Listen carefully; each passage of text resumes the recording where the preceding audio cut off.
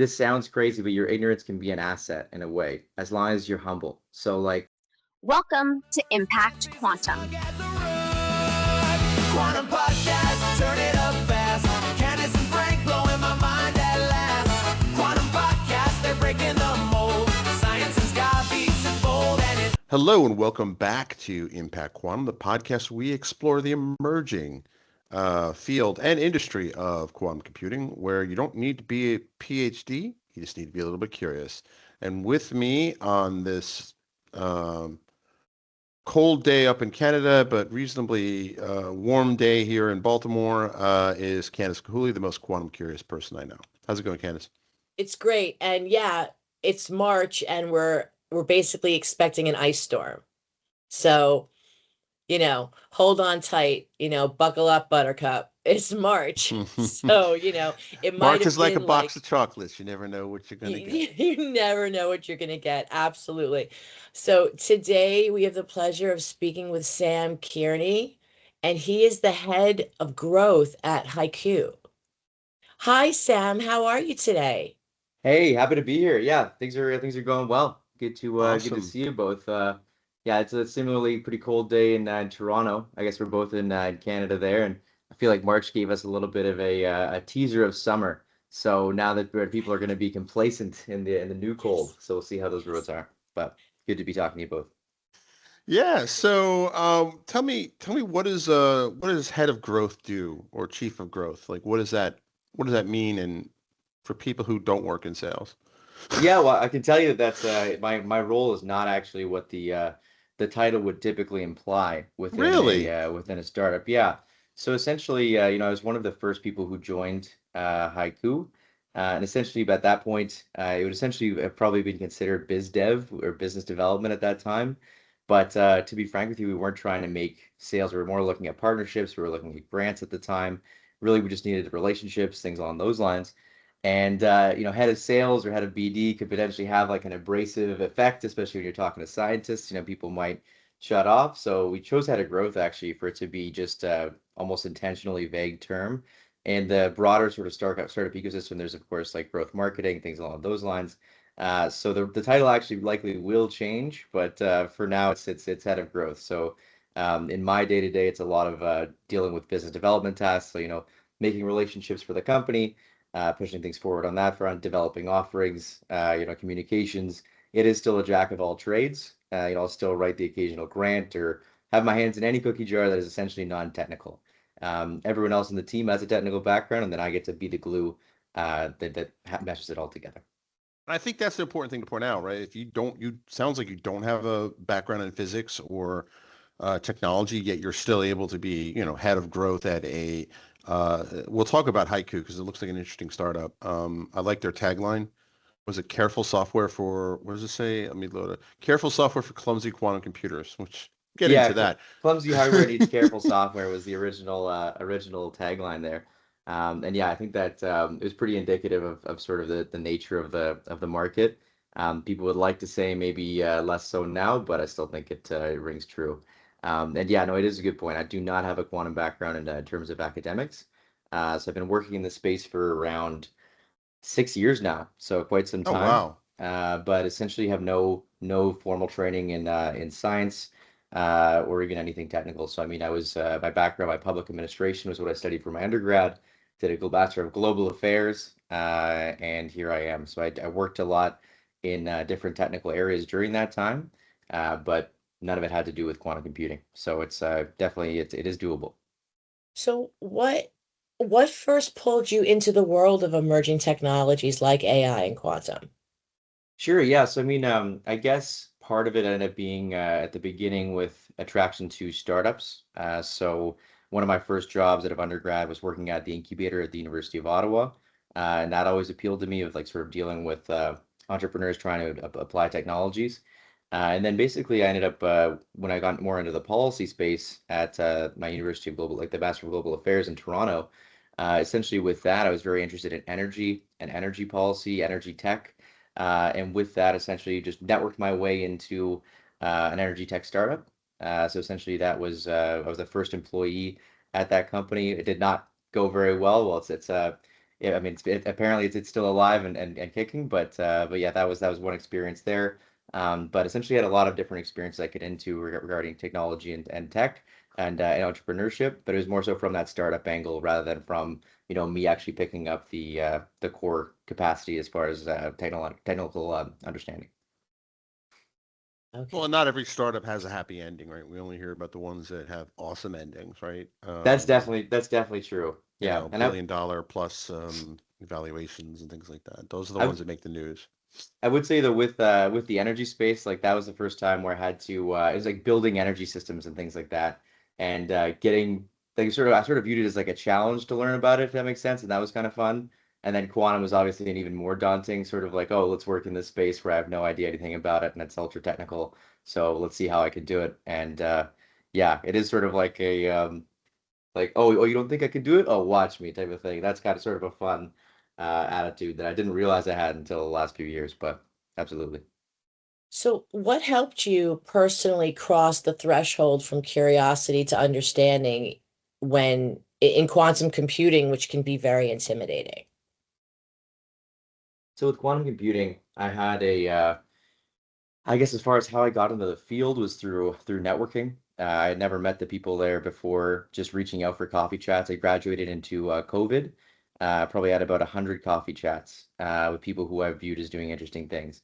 One of those people happened to be leading the quantum stream at the Creative Destruction Lab, and I'm happy to get into what that organization is. But it's basically the first ever quantum incubator that ever existed for quantum startups. It was founded by Peter Wittek, who is a renowned, he's no longer with us, unfortunately, but figure in the quantum space. And yeah, essentially, I just through serendipity and through hustling, through networking, spoke to a guy named Sean O, who was working there at the time, leading the quantum stream. And essentially, at the time, I was very set on actually working in clean technologies. So I was pretty set on that. I happened to have this conversation, and he essentially, sold me on the idea of, this is the epicenter of a brand new technology. There's nothing like it at the time. CDL is the only place for this. You should reconsider. You should definitely, check this out. And it was very compelling. So that was actually the story of how I got into this space. And then learning about it was very intense. The CDL program, you're speaking to, you're recruiting different quantum companies to join. You're surrounded by some of the world's best scientists in quantum. So it is sort of a very uniquely lucky place to be learning about quantum. But it is also like you have to get up to speed quickly in order to be useful and to survive there.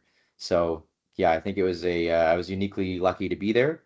But that's sort of how it came to be. It was actually through a lot of serendipity and well, a lot of talking to people to make opportunities happen, but serendipity nonetheless. Interesting. And CDL is probably the acronym for Creative Destruction Lab, not Commercial Driver's License. Just Yeah, putting that yeah, out yeah, there, exactly. As much as I'd love to Um, get into my driving certifications, which I'm happy to do, it would be very exciting. no, But yeah, it is the Creative Destruction Lab, which is a pretty interesting name for a company nonetheless. no, that's an interesting. So where was CDL based? Was that also in Canada? Yeah, so CDL, Okay. it's a global organization, but Okay. essentially it's based in Toronto. Now it's got, I think, quantum sites all throughout the world or throughout Canada. I'm not sure. I haven't been able to keep totally in the loop with them. But should I just maybe introduce what they do or talk about what they do? I don't work there now, but I'm happy to No, talk I'd be about what they curious, do. like, because I mean, it sounds. If I had to like throw a dart at the wall and make a guess, an educated guess, sounds like Y Combinator, but for quantum companies. Yeah, it's similar in some ways. So I guess the biggest difference is that it's a nonprofit. Okay. So they don't take any money from companies coming through. Basically, the companies that come through just pay by giving their time. And there's another difference, which is that there was a boot camp. This doesn't exist anymore, but there was a boot camp where essentially you would just take individuals from around the world and put them in this boot camp, and you give them training from successful entrepreneurs, from renowned scientists. So we had the former COO of Google Quantum AI. We had John Martinez at the time. So big hitters in the quantum space who would be giving them modules on both quantum science and on starting a company. And then we'd actually put them in teams. We'd get them on challenges, and they would form companies in that boot camp.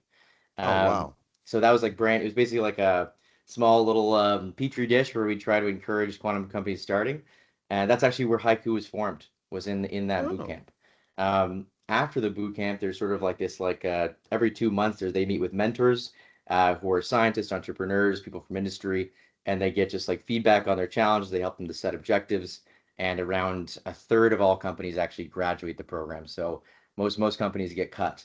So every couple months, if no mentor raises their hand, your company's just gone from the program. The last thing I'll say is maybe 20% of all quantum companies have either come through or partnered with CDL from when I was last there.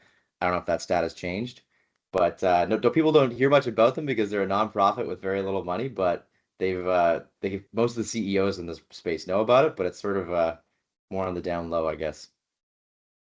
Interesting. Interesting. So I'm assuming the messy quantum computers is a reference to error correction. Yeah. So I guess like for listeners who aren't too clear, I will make one slight correction, even though it might not be the most interesting to listeners. But there's sort of this idea of quantum computers right now have a lot of errors, or they have more errors than classical computers, as your listeners may know. When we say error correction, so there's a lot of ways to deal with errors. Error correction is often more, at least in my view, referred to in terms of error correcting codes. So more so for using multiple qubits to catch the errors and identify them and be able to correct them on the fly. So we think of like fault tolerant, perfect computers of the future. That's typically with error correction. So what Haiku is more focused on in the near term are things like error mitigation. So, pre and post processing segments, optimization of circuits, so compressing them, data loading, basically anything that you'd need to be able to run on current devices and devices as they grow. We try that's sort of what the impetus is. So when the founders were beginning the company, they essentially were trying to build applications originally in the boot camp, as a lot of other companies were. So they were trying to look at, finance optimization or pharmaceutical drug design.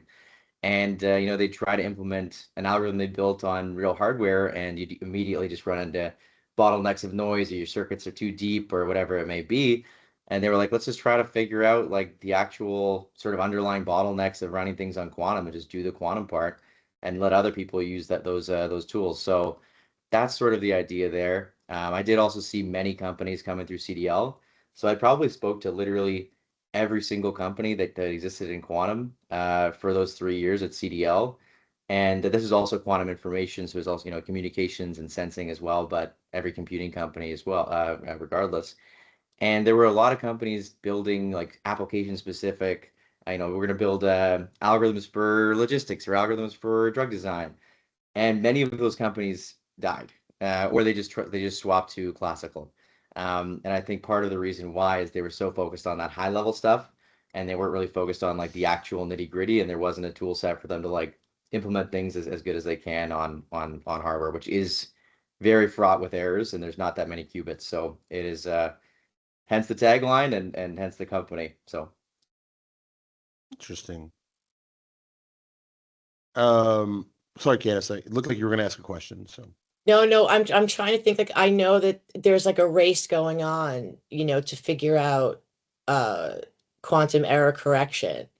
And I wonder like what we should be looking for to see like what kind of breakthroughs like could we be looking for as as this race towards quantum error correction continues. So as far as like, do you mean like breakthroughs in order to be able to sort of achieve fault Right. tolerance? Yeah. So on that front, I mean, the codes have been getting better and better regarding that. So, and by that I mean like the ratio of, so basically for every logical qubit you have, that's not just one qubit. That's a series of qubits in a you can think of them in like a little array. And I'm not the most technical guy, so please forgive me if this is slightly inaccurate, but it should help to get the idea across. So you have a system of qubits, and they're all working together. So if there's an error on one, they kind of talk to each other. You get the signals from all of these different qubits in order to tell if an operation is correct or not from the qubit you're trying to protect. You can imagine it's like an army protecting one qubit, which is your logical qubit. And essentially that ratio has been getting better and better. So essentially the ratio of physical qubits, or the non-logical qubits that it takes to support that error corrected one, is getting smaller and smaller. So companies are being able to push that forward. It used to be within the thousands. I forget the exact number people have reduced it to now, but I believe it's under 100 in some cases. So that is a sign of increasing proximity. For me, probably the most exciting signal that I'm looking for is whether logical qubits are even available on the cloud readily for people to use. I mean, we're not even there yet. So I would say that to me is one that, as someone who is constantly trying the different computers and devices, I'm very excited at least to see logical qubits that are readily available for people to experiment with. That would be one for me. But yeah, I guess it is interesting seeing these companies reducing the thresholds that they need, and then also looking at RSA encryption, for instance, which is a long way away. And by that I mean like the encryption that we all use. People always use it as a benchmark of how many qubits do we need before we can crack that encryption. We're still very, very far away, but you see those estimates getting lower and lower. So there's Y2Q. Yes. and So, Y2Q. Yeah, exactly. and again, far away is a relative term, right? Originally, when I first heard about this, I heard mid 2030s, if we're lucky. Now there's some people saying late 2020s, early 2030s, right? Like, so like, yeah, it's a moving target, right? That Y2, but the short of it is you got to get ready. You have to get ready regardless. Right. I'd be very, very extremely surprised. Like, I don't know if Polymarket has a betting tool for this, or if I Oh, can they be, totally should. yeah, if I could Actually. be gambling on this, I will ruin my life financially on this, or make it. But I don't think that we're going to be breaking RSA before 2030. I'd be very, very surprised if we reach that scale. I also think there's two Y2Q dates, right? There's the Y, it's not like Y2K when it was a fixed calendar date, you knew what was going to happen, right? And it was very public. I think there's going to be at least two Y2Q dates, right? The one that we know about publicly and the one that whatever nation state does it first, Okay. they're going to keep their mouth shut, right? Like, so I would imagine, and there might be even multiple Y2Q dates, right? Like, US may have it one date, China may get it another, and then, a third country or whatever could pull it off. Like, I don't know. Like, I just think that when it does happen, we may not know till decades later. And I know that sounds conspiratorial, but there's actually proof of this. The whole, there was a documentary, it's also on YouTube, but it was basically the Diffie-Hellman exchange. I think in a previous episode, we kind of geeked out on that, but basically it's basically the foundation of public-private key, right? Encryption. And it turns out that somebody at British intelligence had worked it out about 5 years before Diffie and Hellman did. And we didn't know that till like the 2010s. So Wow.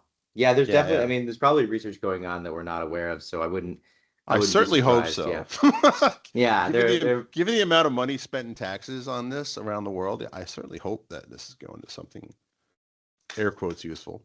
yeah, I wouldn't be surprised if things start being useful before we hear about it in a sort of Yeah. military or like intelligence sense. I mean, people are already gathering data to encrypt later, that's for sure. Right. So yeah, don't think that's out of the question at all. People often talk about AI and quantum as separate revolutions. Do you see them as parallel tracks, or do you see them as eventually converging? I think eventually they will converge. I think that for now you have a lot more of using AI for quantum purposes. So trying to use AI to detect and deal with errors, or using AI to speed up quantum research workflows, or to optimize circuits, things along those lines. Or like we're looking at how do we integrate our platform to be like easily accessible by AI, or so people can figure out how to build an algorithm and run it better through us. So that's all relevant, I suppose. There are ways that quantum computers can benefit AI, but I'd say that those are for the most part a bit farther out. in terms of like when we'd actually be able to use them for those reasons. But they are available nonetheless. And I'm going to be honest though, it's not an area that I don't have the most expertise in. So I'd be driving us both off a cliff if I tried to give a lot of insights into quantum for AI. To be honest with you, I mean, we're interested in QML. So quantum machine learning is definitely of interest to me and our team. So essentially with that, we do think that quantum machine learning has potential both in the near term and the long term. And essentially the reason for that is because it can deal with small data sets. So problems that don't have a huge abundance of data to deal with. So, for instance, if you think of like financial fraud, there's only going to be a couple fraud cases in a data set. There's a lot of variables that go into that of like what you're looking for. And so classical models struggle with that. Another example that would be relevant would be like anomaly detection for geology. So I was meeting this company called HumanX. Shout out to HumanX, but they do basically a bunch of a land analysis, and essentially they can identify which areas are the most likely to have a deposit before they look for minerals. And with that, if you're looking at data sets you're training on, there's not really that many like these. There's not many anomalies. They're called anomalies for a reason. And with quantum, you can get basically more information, more features out of a limited data set. So that to me is very interesting. Like I guess that would exactly be a an intersection of AI and quantum. It's also one that's a little bit. I guess there at least was historically some controversy over QML as to whether it would have advantage, but we think some of the empirical results have been coming out have been quite promising. And yeah, we're pushing forward on that for sure. But that's an area that I do think is quite interesting. When you're Interesting. looking to find partners in this role of growth, do you come across a common misconception that's going on right now for quantum computing? I guess let's see.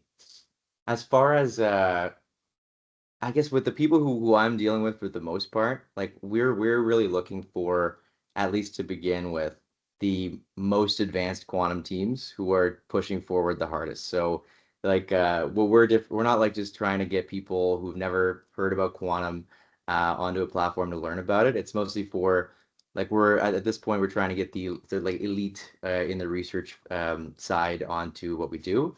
So I would say that like there's not that many big misconceptions that I encounter from like the people we're trying to target right now.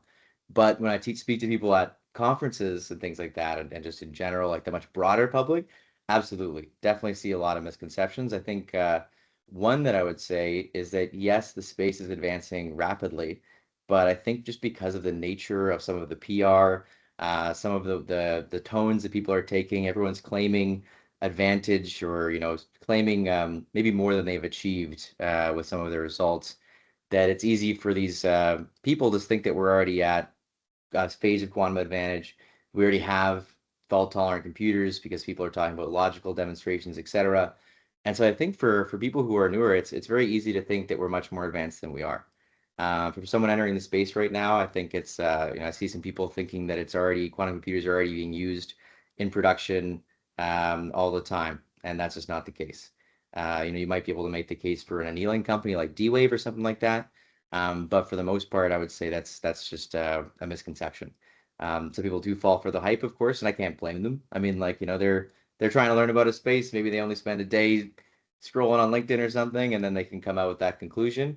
And yeah, so I think that's definitely a misconception. I think that exists. Some people think we're much more advanced, and then also if you look at some of the roadmaps and how they've basically shifted back over time. I think there's reason to believe that it will not speed up as quickly as people might anticipate. So, for instance, if you look like when I joined this industry, the roadmaps of some companies, who I won't name, but some companies said they'd have 1 million qubits by 2025. Here we are. Do we have 1 million qubits? No. So there's been a lot of promises and a lot of shifting roadmaps that have happened over time.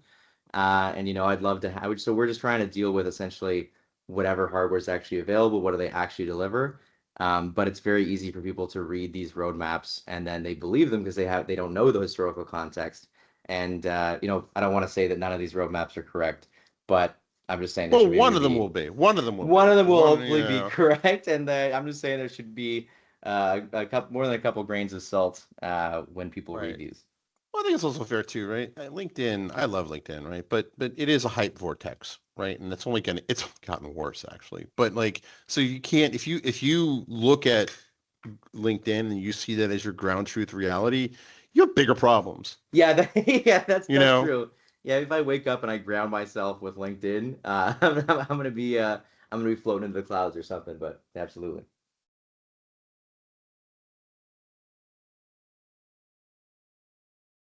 any questions?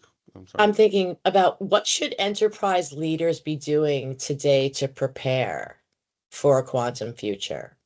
Yeah, I mean, if I was an enterprise leader looking for a quantum future, I mean, I would be looking at I would trying to be trying to get quantum ready in terms of like just understanding where quantum could be applied within my company.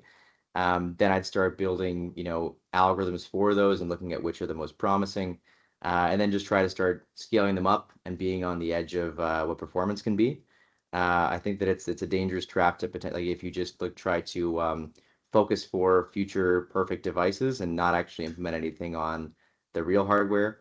And so some companies, for instance, will look and they'll say, okay, we're just going to build algorithms for once we have 1 million qubits, and we're not going to actually run anything before then. And in my opinion, there's a danger there of missing any value before we get to those scale devices. And that could be a longer time than maybe some of these enterprise leaders have considered or understand. So basically getting started on analyzing and then getting started on actually building and implementing to be on the frontier of performance. And then that way, hopefully, you can have your ability to be at advantage or close to advantage with your peers rather than trying to do catch up, which might take you more time than you think. So that would be my angle for most of them. Obviously, if you're a bank or you're something that has a lot of encryption requirements, start doing the transition to being quantum secure now rather than later. But that's sort of a whole other can of worms that I don't actually deal with anymore. Thank God. I don't really like to. I when I was I for some reason with you like I can't find quantum security interesting, and I don't think I ever will. It's obviously hugely important, but I just can't do it. I don't know why. When I was at Creative It Destruction takes Lab, all I'd be types. yeah. It I mean, takes all types. Yeah. I'd be dealing with those that sort of stuff in the Creative Destruction Lab because it's one of the buckets, and it's like I don't know. It just doesn't get me going. So but it is something that people should be thinking about. What real world applications of quantum computing excite you the most? Energy, medicine, logistics, material science. I'd say I'm too focused on the near term. I'll try to think in more of the ultra long term. But I guess to me the idea of novel materials is probably one of the most interesting ones. And I guess the reason for that is that like if you look at the world around you, just the fact that people might not even notice it's from quantum computers, but if there's just better materials, if there's malleable materials that can have different shapes, if there's just everything in the world being better at its core or, being more flexible at its core, different capabilities of materials. It's something that will be subtle in a way and influence the rest of technology and society as a whole. So I think that to me is a very fundamental and interesting potential for quantum computers. Like if we could have better conductors or if we can have materials that can revert to different shapes more easily, all of those could just have very fundamental like impacts on the world around us, and I think that would be hugely interesting. I think it's just for me, it's when it comes to like impacting the physical world, that's always where it becomes more interesting. Like looking at even like computational fluid dynamics simulations. So the idea that when like we'll just be able to have way quicker iterations of any physical product. So it's like instead of having to build a huge wind tunnel to test a plane or to test a device or whatever it may be, you could just simulate that and have your prototype, your a time that an aerospace or a car company or a product company can go from having the design to implementing, can just be massively reduced. And so I would hope, hopefully they don't just build worse products quicker, which sometimes maybe the profit motive might incentivize them to do. But in a more ideal or with some companies who have a better mindset, It could mean that they just have drastically better designs and be able to maybe be more creative with their designs of any products that we have in our lives. So that to me is quite interesting. Um, there's also other angles that are more ideal, like more interesting from like a morals perspective, I think, but from just pure what gets me excited, I think those are probably them. So if quantum computers can accurately model molecular interactions, which industries would benefit from that first? Energy storage, pharmaceuticals, advanced manufacturing, something else? I'm not 100% sure which would be the first. I think that I guess the one that I would imagine, hmm, I'm not sure which one would be absolutely first. Probably like probably materials discovery, just because there's Mhm. less regulations involved. I think that that might be one that is easier to more of a low-hanging fruit. And just like you might get basically bottlenecked by red tape in the pharmaceutical industry. So I'm not sure that that would necessarily be as useful. But to be frank with you, I'm not exactly sure which one I would put my money on as far as which one would get it first. That's Um, fair. yeah. That's fair. Frank? No, I'm just thinking like it's an interesting time to be in this, and the fact that you come from, I think, getting back to the inspirational point of this podcast was, um,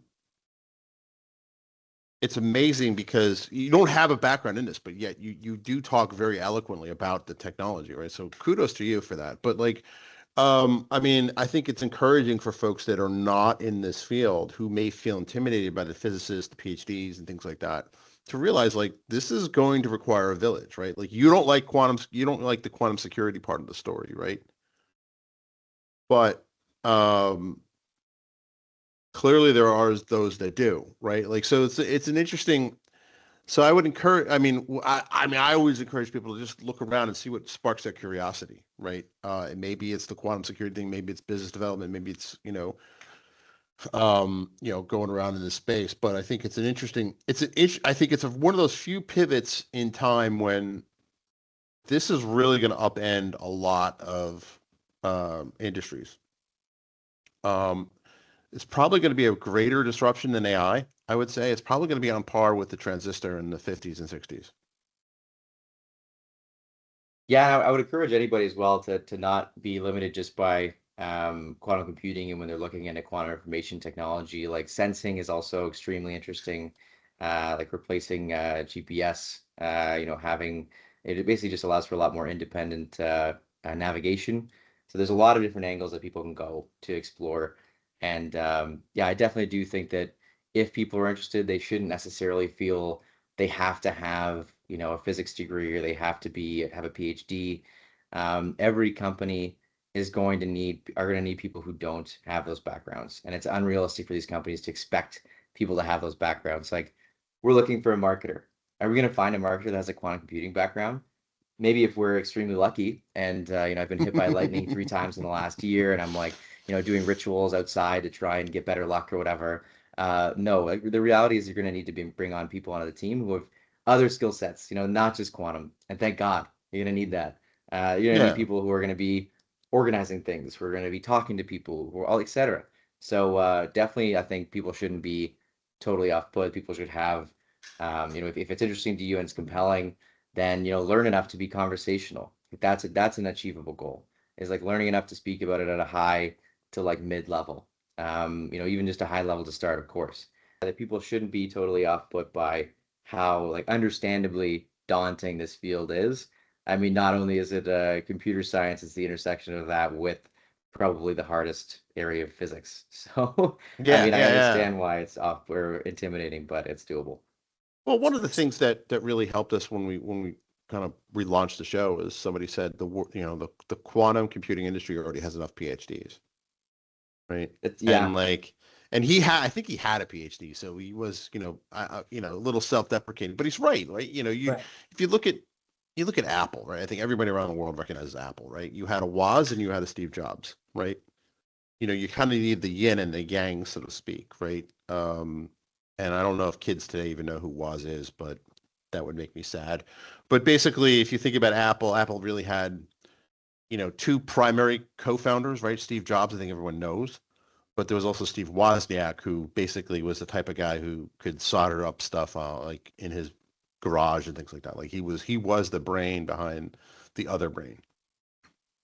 Yeah, absolutely. And I'd say there's room for a lot of that Yeah. within quantum. And the other thing is that like it just sounds crazy, but your ignorance can be an asset in a way, as long as you're humble. So like I Yes. think that one thing that is very, very useful is when you're starting and you don't understand things, and then especially in the area of communications. So say you're at especially if you're at a newer company, but if you're looking at what you're actually putting out to the world or how you're communicating about things, when you don't understand something and you've been actually spending a couple months looking into this space, no one else will. So you're a perfect litmus test. Or not litmus, but you're a perfect test for your company's communications. It's like, oh, I don't know what that means. Well, unless you're trying to target explicitly quantum engineers, then yeah, they should probably change that to something that more people will understand, or of a version of that communication that people will. And it's very easy for a team full of PhDs to be like, yeah, of course I understand. Yeah, the decoherence time obviously affects, how the entanglement rate or whatever it may be. It's like maybe you need to dumb it down a little bit so that the managers above those quantum engineers can understand it, or just people in general. So there's definitely an asset to that sort of like that fresh eyes, that fresh perspective. And so I think that people shouldn't undersell the value of that. And there's really is a dearth of people who have any understanding of quantum and then have other skill sets. Like if you could be, for instance, having a marketing background and you spend a year, you spend a few, like, whatever time at a time becoming literate on this topic, you're an asset in this space. So definitely, I think there's a lot of areas for people to be, um, successful. And it's still early days, so it's a bit of a wild west. So you can make big moves here. There's a lot of opportunities for people who can act as translators and kind of ambassadors between these different worlds. Absolutely. Um, yeah, I don't, and like you just have to be curious, right? That's the reason why we changed the tagline, for season 3 and 4. So Yeah, be curious and then be humble enough to ask dumb questions and not to be afraid of that. If you have those two traits, then I think you're set for success. And it handles in with curiosity, but just the ability to be able to clarify, ask questions if you don't understand, push forward, don't nod your head. If you nod your head without understanding, you're that's a slippery slope to becoming a fool in this space. So it's always better to be like, hey, wait, I actually don't understand that part. Like, be just admit it. Just learn on the spot, because you otherwise, mentioned it yeah, twice, and I think it's worth pointing out humility is an underappreciated Yes, aspect, right? absolutely. You know, Satya Nadella now, he certainly has a lot of when I worked at Microsoft and during when the transition from Bomber to him, he did say he wanted to shift it from a know-it-all culture to a learn-it-all culture, and he talked about humility, and this is really the first step in learning and things like that. Now, what's happened 10 plus years since, but he started off in a good place. No, I mean, he's right. Like you have to adapt a learn-it-all mindset, right? And all of the things that you're talking about, like you have to kind of, I don't like the phrase, but I'll use it, dumb it down, right? You do have to water it down, right? For non-mathematically minded people and physics minded people. This is the same conversations people were having about 10, 11 years ago in AI or data Mhm. science as it was, or machine learning, depending on which year it was called that, right? Now it's just kind of now everybody and their cousin's dog now is an expert and has a startup in the works, right? So I think quantum will probably follow a similar trajectory. So, and you said it best, like now's the time to make big moves. 100%. So yeah, I think if you've got listeners who are curious, then like keep fostering that. And just start talking to people as well. Like I'm always impressed when there's some people who will just like reach out for a coffee chat to learn. People are often like, it's a numbers game, but people are often pretty receptive to that. Just if you're genuinely just coming at it from a place of learning, like huge networking fans. That's where I've gotten all of my roles. I always encourage people to do it, but you can also just learn from people rather than just like going blind to the industry. And a lot of the roles that you might be applying for are, aren't necessarily the only thing that a company might hire for. If you're Right. talking to a company, they know you're competent, then they're like, oh, I need this function. And this person I remember who like I had a chat with a while ago, and they actually seem like they might be a good fit. Like that happens too, where they don't necessarily have everything posted on LinkedIn. Like you might be able to just be on their minds when they need somebody. So strongly, if I have one message as well, it would be that for whoever's listening. Yeah, the stealth job market is way bigger than I think people realize. So, what role do you think startups will play compared to big tech companies in quantum development? And compared to big tech companies, so I'm just trying to think of this. I mean, I think the a lot of the startups will enable the big tech companies as well as enable the non-tech companies. So what I mean by that is this. So when you look at, and maybe this won't be the case, but with quantum hardware, a lot of companies are building tools that would go into IBM or they would go into a Google device. Whether that model will work, time will tell. But I think that is one angle there. And also as far as like helping other companies, so looking at like non-tech companies, and by that I mean like chemistry companies that have a quantum team or that are looking into to explore, or name a vertical, name an industry. Those companies aren't going to be necessarily helped by huge corporates, and unless like maybe it's like certain ones might, like IBM, but for the most part, companies aren't doing that work with their peers to help them get quantum ready, help them push forward, help them prototype, etc. And you see quantum startups. I mean, Haiku's one, but there's also people who are doing quantum chemistry for pharmaceuticals or quantum chemistry for or quantum logistics. And they'll be very eager to do these POCs and get these companies ready. And so I think it's they're going to be a lot more active, I think, in preparing the ecosystem and advancing it. Whereas the big companies like Google, AWS, etc., I view them as, yeah, they are doing these projects as well, and it's sort of in tandem with startups. But they're also more so just providing like the core that people are going to have to use, like the hardware, the middleware, etc. That said, though, I mean, like we'll see who wins. Like the quantum race is not set in stone. I mean, no one thought neutral atom computers were going to be in the conversation up until a few years ago. They were a real dark horse like that, and now Yeah. they have many qubits. They're one of the most promising architectures. Their speed, I won't get into, but it's not exactly fast. There's every architecture has their downsides, but the point is that no one knows who's going to actually win or what segments they're going to win. And whether I'd call them big tech companies, I'd say now they're still startups, they're still scale ups. So they might be providing some of that infrastructure layer or that core piece that people have to use. So the role of the big tech companies, I'm not sure. Um, yeah, I could get into it. Sort of depends on the big tech company as well. NVIDIA is doing some quite different things than IBM when it comes to IR and other things. So it's a bit of a rabbit hole, but hopefully that No, gives that some is a insight. massive rabbit hole. And, I remember for a while, topological qubits was thought of as impossible. And then Microsoft put a lot of weight behind it. Then they found out it was maybe harder than they thought. And then they kind of went silent talking about it for a while. And then they had a breakthrough, right? Like, so it's like, it's a shifting sand. And I would recommend someone who's coming into the space, unless they have to be as agnostic as you can about the underlying hardware infrastructure, because that's going to change unless you have a background in physics, engineering, et cetera, right? If you're like a PhD level researcher and you're doing stuff in photonics, I would stay there.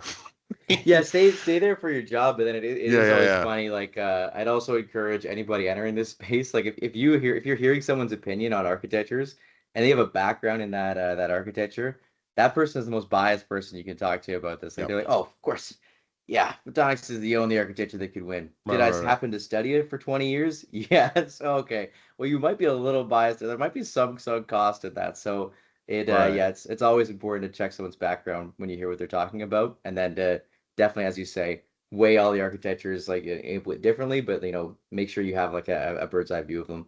And I don't think that necessarily will be one architecture wins all. I'm sure this has been maybe talked about on the podcast before, but I could easily see there being the case where it's segmented in value in terms of speed and accuracy, because all of these different architectures have just different benefits and different cons. Yeah, I think it's too soon to say how that's going to shake out, right? I happen to think that photonics will probably win the day. Honestly, what I think the platform that will ultimately win the day is the one that's going to work best at room temperature, right? I think, because if you think about, I was talking to somebody about this the other day, and I was talking about actually another Canadian startup. Is it Thales? They basically have a chip that you can run LLMs on the chip, and it's something like, um, what if you get normally if you get 17, 20 tokens per minute per second, it's really good. It's really fast. This can theoretically get 17,000 tokens per minute, right?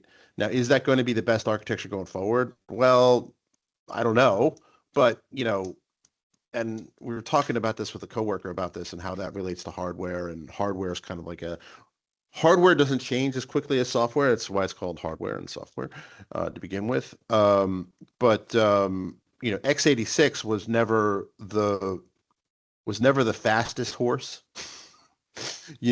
on the track, but it was the most reliable and cross-domain kind of working. So it kind of became the de facto standards up until, last couple of years. So that's kind of what I'm saying. It's a roundabout way of saying that one of these platforms will probably win. Is it because it's going to be the best? I think that's subjective, but I think the thing that everyone always mentions when you talk about quantum computing after error correction is the logistics around keeping it at, 1 or 2 kelvins. Yeah, I would say there's that angle. I think Photonic has, good they definitely have like a easy integration as Right. a big strength, being able to integrate within like the regular cable systems that we have at the moment, and be able to just easily be adopted for sure. I guess what I more so meant is like even if that is the case, like let's say even if photonic architectures do win out on that majority share, what I more so mean is there could be cases where you want say a slower device, even if it doesn't have Yes. this Yeah. Yeah. integration. You call it over the cloud, and it might be for something where you just need the greater accuracy but less shots, and so maybe you go for a trapped ion device or a neutral atom device, etc. So I think that's I mean just sort of a segmentation of value. Even if there's I do actually that is a good point though, where the infrastructure ameliorability is probably just like probably a big factor for what it'll take to lie in stake. And again, don't Yeah. accept that as the ground truth, right? Because my background is, ops and servers and things like that, right? So like I'm looking at it from that point of view, right? Like somebody's going to have to rack and stack this stuff, right? No, Um, it's a valid perspective, definitely, and it's one um, that like some companies have to, in order to be compatible with some of that infrastructure, they have to go through processes that incur loss, right? So they've got to basically translate that information through transducers that translate it from different physical processes to be able to actually integrate to what we use to communicate. So for quantum internet or for like large like quantum communication networks, that becomes incredibly important, and there's loss at every time they have to translate. So if it's like something like photonic where it can just natively integrate, then you don't have that loss. So yeah, definitely a huge factor, and should be considered widely. yeah, but also too, like this is kind of worrying about overpopulation on Mars. Like it might be a problem one day. Yeah, okay, yeah, no, Yeah, it's I think true, this is it's this is true. this is a Y2Q plus 10 plus a decade or two out of a thing to really worry about. Yeah. Yeah, it is true. But I guess it would be for me and you right now, probably it is one of those questions. I guess it's more of a important question for a very select handful of people, Yes. and that those people are the people who will be in sovereign wealth funds or big governments, and they're deciding which ones to fund, and then it's like they have that 20-year timeline. For Right. myself, sort of Yeah, yeah, irrelevant at yeah, this yeah. point. But yeah, yeah, Well, exactly, yeah. but I think like maybe there's methods to the madness of why Microsoft doubled down on topological qubits. Maybe they're thinking about how do we drop this into our existing data center footprint and things like that. That would be my intuition is that it seems like an odd choice to double down on, right? Yeah, But they I they I doubled and tripled down on that. So I can imagine that there's always some kind of ulterior motive that they may not be sharing, right? Whether that's the ulterior motive has a negative connotation, but like not necessarily a negative connotation. Yeah, no, it's true. But I'm also be curious. I mean, some of these companies are simultaneously investing in other quantum hardware Yes. companies, and is that a hedge? Like, how do you read that? I'm not sure exactly how I read that, but I view it as a bit of a maybe a hedging strategy, or I'm not sure exactly how that works. I guess if they don't win the hardware race, but they have people using their cloud, Like for instance, so Microsoft, for those who don't know, they've invested heavily in companies like Photonic, which Yes. not a photonics company. Just to be clear, they do spin qubits on silicon, but the name is confusing, but they're good, and they're Canadian, Maybe which when is they nice. registered the corporation and the domain names, they were in photonics, and then they switched. I Right. forget the time. There's some photonic twist or some photonic angle, but Right. regardless, Microsoft's invested in them. They have them available, I believe, or they will. And essentially, it's interesting where they've done that, and they've got atom computing on their platform, et cetera, and these others. And so it is interesting to see these big, massive players who are themselves building quantum hardware, who are then in turn supporting what you could call their competitors. So I think that might be a symbol, an indication of hedging. It could also be an indication of that value split that I was talking about. Like maybe they don't believe that if some of these architectures went out, then they would actually replace the value from, say, a topological qubit system. So yeah, it's an interesting dynamic to see play out. No, I think you're right. I think it's too soon to pick a winner. With all these developments that are happening, it's incredibly exciting, but what has been the most meaningful or surprising to you? What has been the most meaningful or surprising as far as developments go? Let me hmm. I haven't been super surprised by like that much. It's Oh, always okay. interesting to see. It's always like exciting to see. Um, yeah, I don't know. There's not really much, to be honest with you. I guess like I'm surprised by the amount of SPACs that are going on and the amount of like companies that are going public with, you know, questionable foundations for that. Like that's sort of like that to me is surprising. So But you mentioned in SPAC. Sorry, you mentioned SPAC. I wanna, because I think I understand what that is, but it's Special Purpose Acquisition Corporation, something like that. exactly, yeah, I Uh, believe and it, so. and it's basically a way for companies that are not really quote unquote really ready to go public can kind of like sneak in through a loophole in the law and become public way sooner than they probably should. I think Roblox is probably the most famous one to Okay. date. At least I have kids, so Roblox Yeah. is part of our Yes. life. Yes. Um, but I'm sorry I cut you off. But no, like when you say that they have a questionable technical foundation, it all seems it is very Wild West, right? So be careful out there if you're looking to actually put real money into this, right? Like it's Yeah, I would definitely be careful. I mean, and I more so mean just like they didn't, a lot of these companies don't actually have sales. We don't know if their technology will right. work, at scale.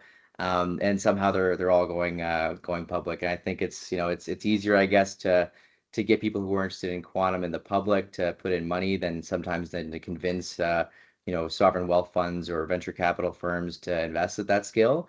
So I think I understand some of the need, but that to me has been one of the more surprising elements that I didn't necessarily think would still be possible. I kind of thought the era of SPACs was behind us, but clearly not. So that part is interesting. And then yeah, I guess for the more technical developments or things around quantum that have been um, yeah, there's not too much that's been extremely surprising, to be frank with you. It's been maybe it's just because I've been too ingrained in the space and watching things evolve at too granular of a pace. I think I'm always encouraged to see some of the demonstrations of reducing like RSA or these logical requirements. I think it's a company called Peak Quantum is now estimates that with the amount of logical qubits to break or the amount of qubits to break RSA could be under 100,000 with their given codes. And so that was pretty exciting, I would say. And I haven't done my homework to know the exact details on that, but it definitely was out of the ordinary for me to see, and at a scale that is not usually talked about. So that was definitely interesting. But yeah, sorry to not give a super great answer of what has been like a watershed moment there, I guess. Yeah. This Cool. has been fantastic. Really. I mean, I've really, really enjoyed it. It's been different conversation, but really important for the quantum curious to see how they too can get in and they too are needed. I think that's very exciting. Well, thank you Awesome. so much for this conversation. This is really nice. This is great. Love what you guys are doing, and thanks for having me on. Thank you very much. And we'll let our outro music play. Turn it up fast. Candice and Frank blowing my mind at last. Quantum podcast, they're breaking the mold. Science and sky beats, it's bold and it's gold.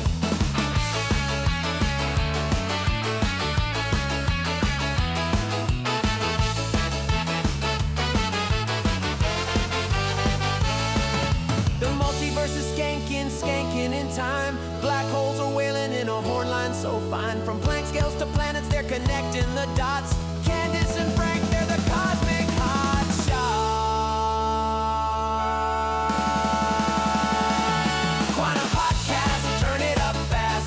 Candice and Frank blowing my mind at last. Quantum podcast, they're breaking the mold. Science and sky beats, it's bold and it's gold.